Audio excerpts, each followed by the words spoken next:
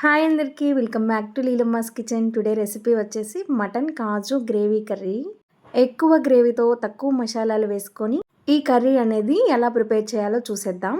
చిక్కటి గ్రేవీతో కమ్మనైన రుచితో రైస్లో కానీ పలావ్లో కానీ రోటీస్లో కానీ అద్దిరిపోతుంది కర్రీ. మన ఛానల్ని ఫస్ట్ టైం కనుక చూస్తున్నట్టయితే ప్లీజ్ సబ్స్క్రైబ్ చేసుకోండి.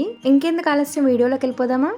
ముందుగా ఉప్పు నీటిలో కడిగి పెట్టుకున్న మటన్ని ఒక బౌల్లోకి వేసుకోండి. ఇలా మటన్ ఉప్పు నీటిలో కడగటం మూలంగా నీచు వాసన అనేది రాదు. ఇందులోనే రుచికి సరిపడా ఉప్పు, కారం, పసుపు 4-5 స్పూన్స్ కారం వేసుకోండి. మటన్ కర్రీకి కారం కాస్త ఎక్కువే పడుతుంది. ఇందులోనే 2 స్పూన్స్ అల్లం వెల్లుల్లి పేస్ట్ ఇందులోనే 1 స్పూన్ ధనియాల పొడి, ఆనియన్స్ వేయించుకున్న ఆయిల్ వేసుకొని అంతా కలిసే విధంగా కలుపుకొని ఒక అరగంట పాటు పక్కనుంచండి. ఈలోపు మిక్సీ జార్లోకి మసాలాలు ప్రిపేర్ చేసుకుందాం. మిక్సీ జార్లోకి అల్లం, వెల్లుల్లి, ఒక టమాటా వేసుకోవాలి. టమాటాలు ఎక్కువ వేస్తే మటను చప్పబడిపోతుందండి.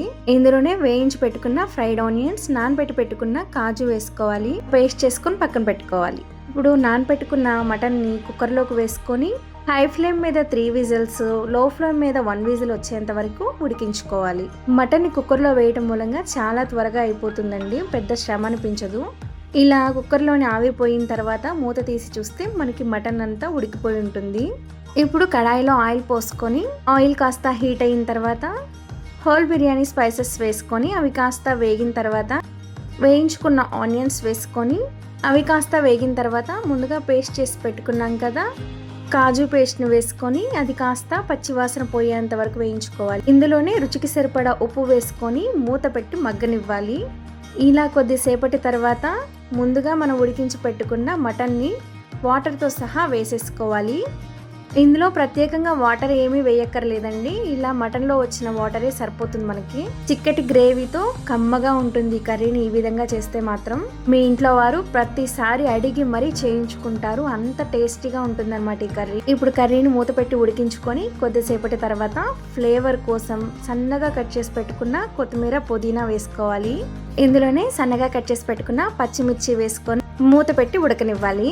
ఇప్పుడు ఇందులోనే సన్నగా కట్ చేసి పెట్టుకున్న కాజు ముక్కల్ని వేసుకోవాలి. మీరు కావాలంటే వేయించి కూడా వేసుకోవచ్చు, కానీ ఇలా పచ్చి వేసుకోవడం మూలంగా పంటి కింద నలుగుతూ చాలా కమ్మగా ఉంటుంది తినేటప్పుడు.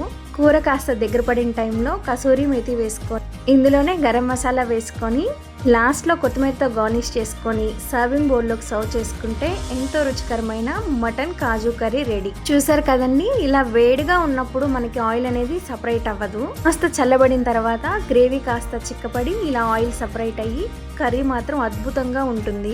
ఎప్పుడు చేసిన మటన్ కర్రీ ఈ విధంగా చేస్తే చాలా అద్భుతంగా ఉంటుంది. మళ్ళీ మళ్ళీ కావాలని అడిగి మరీ చేయించుకుంటారు. మీరు కూడా ఇంట్లో ట్రై చేసి ఈ కర్రీ ఎలా వచ్చిందో కామెంట్ చేయండి. మరిన్ని సింపుల్ అండ్ ఈజీ రెసిపీస్ కోసం నీలమ్మాస్ కిచెన్ని ఫాలో అవ్వండి, సబ్స్క్రైబ్ చేసుకోండి.